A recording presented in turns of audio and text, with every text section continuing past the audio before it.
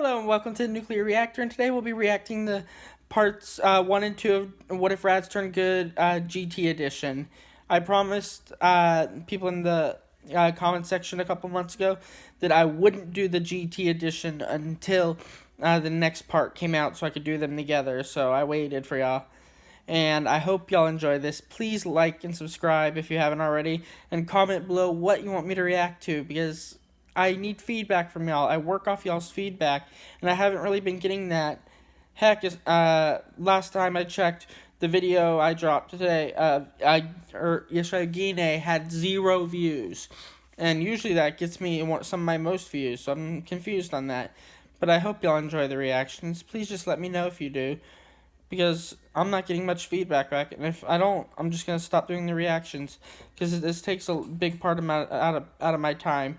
I have to do them at like 3 in the morning just to get the videos out for y'all, because the rest of my day is taken up, and I barely get sleep. So let me know, please, if y'all want my reactions. Honestly, thank you. I appreciate it. Dan, oh yes, I am part of this story. I love him. Hey guys, MasterCoX here. Now, if that little bit of a ditty, that opening little ditty, didn't give you any clues as to what the subject matter of this video is going to be today, then allow me to enlighten you. The What If Raditz timeline has been a long one, with Ranch's birthday actually coming up. July the 10th for your calendars, so you know. 2 years almost. Either way, the story has been going ever since Raditz came to Earth, saw his way through Z, well into Super, come together with Vegeta in the Broly movie. I mean, literally together with that fusion, Rajita. Yeah, that was pretty cool, wasn't it? And then, well, we don't know, really. We never really got to the end of Z because we don't know. We've been wanting to find out. But don't worry, I will have a separate video for you all at a later date with some special visuals and voiceover. Cool.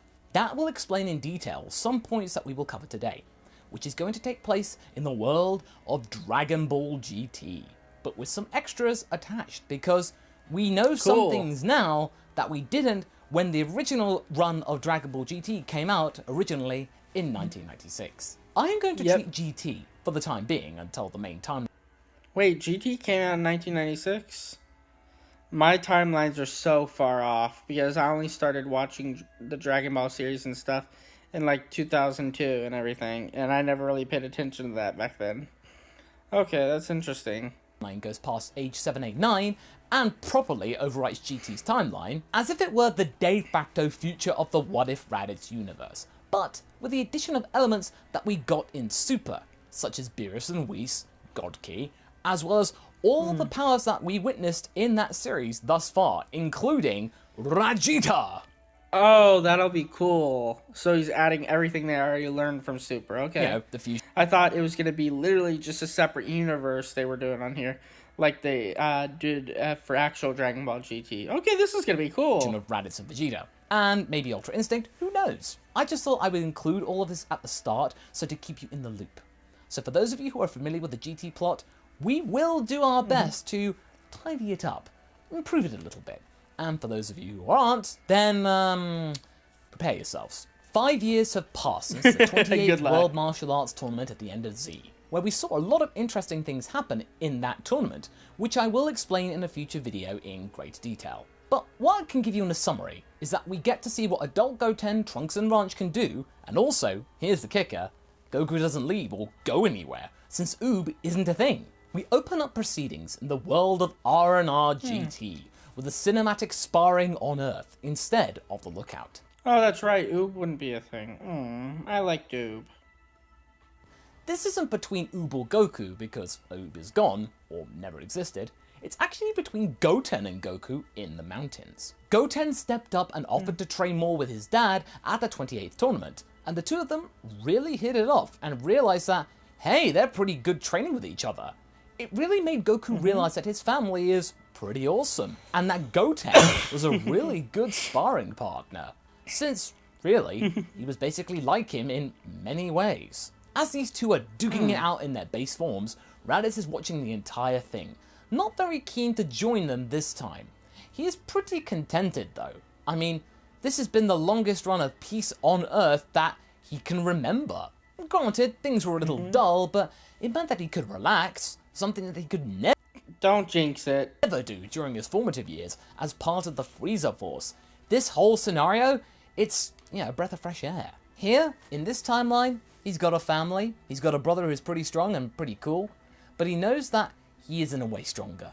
Now, remember, Raditz knows Mastered Super Saiyan Blue, and even though Goku has actually tapped into Ultra Instinct, during the Tournament of Power, he has never been able to use it since that day. So as far as the elder brother is concerned, and likes to point out many, many, many times, he is better and they're so there. Despite not wishing to intervene in this father-son bonding, Raditz looks entertained by just watching the two testing their limits. Well, as much as you can test your limits in your base forms, without destroying everything around them and causing natural disasters. It's a good thing they don't use blue around here. I mean, I want some excitement, but not like this. After all is said and done, they decide to take a little break. Goku casually suggests that with all of this peacetime, the three of them haven't been to visit Dende for a long time. There's just been no need to do so. We should probably go and say hi at least. It can't be much fun with Vegeta being the only one that comes to visit so often. It's not so bad, Dad. Trunks and Raj are there too. They at least know how to socialize. Raditz snorts loudly in approval. Any job with Vegeta is cool when he's not around. The three Saiyans then make their way to the lookout to visit Dende. However, when they get there, they are met with a surprising bit of Super Kami Dende. company. They discover that they are not alone there. People they haven't seen for quite a while, actually. Pilaf and Shu are also there. I mean, sure, they have been seen around Capsule Corp much more because, they were there during Super when they were kids, but lately they had just, vanished. Only Mai stuck around. These two just didn't show up to work one day ages ago. No one really chased it up because, it's Pilaf and Shu. Now, since they've grown up a bit since the days of Super, these two are now in their late teens and they're pretty angsty and rebellious. Mai didn't really want to participate in the gang's activities anymore. She much rather wished to just stay at Capsule Corp as it paid well, provided security, as well as being close to Trunks. The love triangle might be strong with this one. She even took up training in the gravity chamber, slowly but surely. I mean, it's not produced massive gains yet, but it meant that she didn't need Pilaf and Shu anymore for support. She could hold herself together. Ugh, initiative? Ugh, that's not the Pilaf way. This action left the two of them pretty bitter. Where was her drive to get the Dragon Balls? We've been together for decades and now you just give up? Fine. They don't need her anyway. Goodbye forever. You know how moody teens can be. So Pilaf and Shu came to try and persuade Mr. Popo and Dende to tell them about the legend of another pair of Dragon Balls that were even more powerful. But they are then met by the three Saiyans, who then witness how Pilaf and Shu now look pretty, goofy looking. Seeing these two in their punkish attire, Raditz just simply has to make a comment on their teenage angst, which greatly angers Pilaf. Wow, it's a good thing Raj didn't go through that. I wouldn't have been able to stop laughing with how ridiculous she would look. Pilaf is absolutely livid at being made a fool of. I love how he's able to do all the different voices. And yes, I know he's the voice of a lot of them in DBZA. A few of the characters, at least. So, yes, I know, but it's still kind of cool. Not being taken seriously. But he knows that the Saiyans are way too powerful for them to deal with head on. For now, they're just gonna sulk in silence. Meanwhile, Goku asks Dende if he and Goten can try some training in the Room of Spirit and Time, since there are only a few places on Earth that can give them the luxury of sparring in their transformed states. Dende reluctantly agrees, but tells Goku that they will be tasked with fixing anything on the lookout if anything happens. Goku is curious as to his stubbornness. Sorry Goku, I don't mean to be like this, but it's just, that Vegeta and his pupils, they've been wrecking the place a couple of times a month. It's just so much effort rebuilding this place. Everything the way it was, only for them to just blow it up again. I can only do so much, Goku. Just please promise me. Will you go easy? Sadly, Goku isn't listening. He's just hearing that Vegeta has been here frequently. Before they go in, Goku goes Super Saiyan Blue, with Goten transforming in kind, also going blue. Between Super and the end of Z, Goten? Wait. Okay, I'm lost. Did they say that in a previous video? Because I did not know Goten could go blue. I am so confused now. What the hell happened? Can someone please explain that to me? Did I miss a video? Please let me know. Because now I'm like freaking out. What the hell? Goten was gifted by Goku training with Beerus and Whis, and so he eventually got to handle Blue. Raditz also Oh, okay, explains it. Never mind. Thank you. decides to join in for a training session, something that Dende sadly didn't anticipate. And as you can imagine, the three-way Saiyan duel causes massive damage, including blowing a hole in the Lookout's vault. Pilaf uses this distraction to his advantage. This has caused quite the distraction, and he discovers a chest with a red dragon head on the lid. This was the legend that he was looking for. He opens it to discover 7 Black Star Dragon Balls. He grins to himself. The Dragon Balls were here? Just in one place? They look a little weird, but still, these are Dragon Balls, they must work the same, right? He wants to prank Goku and Raditz for their hurtful comments earlier. Now, while the three Saiyans are busy fighting, and Dende is now lamenting, again, the work he's going to have to do later, a huge red Shenron appears in the sky. Dende and Mr. Popo know exactly what this is, and try to run as fast as they can to call off the dragon, but it's too late. Pilaf has made the wish. He wished for Goku and his oafish brother to be turned into kiddies. And that's what happens. Pilaf starts to roll around in laughter at seeing these once great fighters reduced to pint-sized brats, but then gets reminded, Oh, I thought they were... Because he said kitties. I thought they were going to be cats. Oh, okay. Because I know from GT, but he said kitties. I guess... I don't know. by Raditz's punch to the gut, that he didn't really decrease their power that much. It was still pretty potent. This was more of a cosmetic alteration. Dende tells Pilaf that he's a fool. These weren't the real Dragon Balls, these were far worse. Pilaf is in a good mode though, so he humours what Dende has to say. These are Black Star Balls. These balls do not work the same way as the regular ones. They were created by the nameless Namekian before he split into two, and are much more destructive. Sure, you get a wish like the regular balls do, but there are consequences to be had with them. Now, they're scrambled around the universe, not just the world, and if they're not found and brought back to Earth within a year, the world will be destroyed and split into two, and all kinds of nasty things, due to the negative energy that is amassed. The world will go bye-bye. This shocks Pilaf to the core. His teenage angst has gone and it's turned to regular fear. Can't we use the regular Dragon Balls to fix it? Dende explains that the regular Dragon Balls cannot interfere with the Black Star ones. They're not strong enough. They are only half as strong with, of course, the negative energy not present. Goku says that, they really shouldn't worry about this. This should be easy. Bulma can just make another radar and use instant transmission to do the whole thing. Oh. Goku tries to use it, and it doesn't work. The balls are too small and too far apart. This isn't just like the Earth or anything. Oh, no matter, they'll just simply gather them back the old-fashioned way by going on an adventure. Raditz is exclaiming that they would have to do it twice, since there is no way that he's going to be staying this way forever. My height! My precious height! Raditz has forgotten what it's like to look up at people. Now, just as in the original, Goku and Raditz need to find a crew to travel with them into the stars. They find Pan. Is there a reason they couldn't use the regular Dragon Balls to wish back them to adulthood before they go on their adventure? Is there? Stopping a bank robbery like in the original, with the girl being confused that her grandfather and great uncle have seemingly become so famous somehow that the kids around have actually started to cosplay as them. But then seeing Uncle Goten around them at the same time helps her understand what has just occurred. This is pretty trippy. Also, don't worry, this version of Pan is far less annoying, thanks to Aunt Ranch's influence. She wasn't really annoying, it's just that she was less humorous and stuff, in my opinion, at least. As from what I can remember, but it's been years. I thought I would address that here and now, in case you were fretting that Pan was going to be a jerk like she is in the original. They then bring this news to the rest of the family with... okay, he needed to separate that. She was kind of a jerk, but she wasn't annoying. Annoying and jerk are two different things. Blonde Launch being particularly amused by Raditz's current state.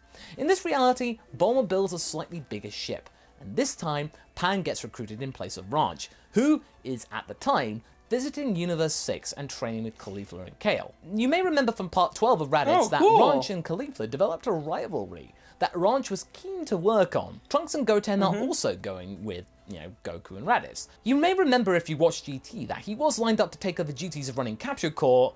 Well, that didn't happen since Vegeta upped his training with Ranch. Bulma had to forgo that dream for now. Vegeta and his majestic moustache are tasked with guarding Earth and collecting the regular I love that video. Mustache.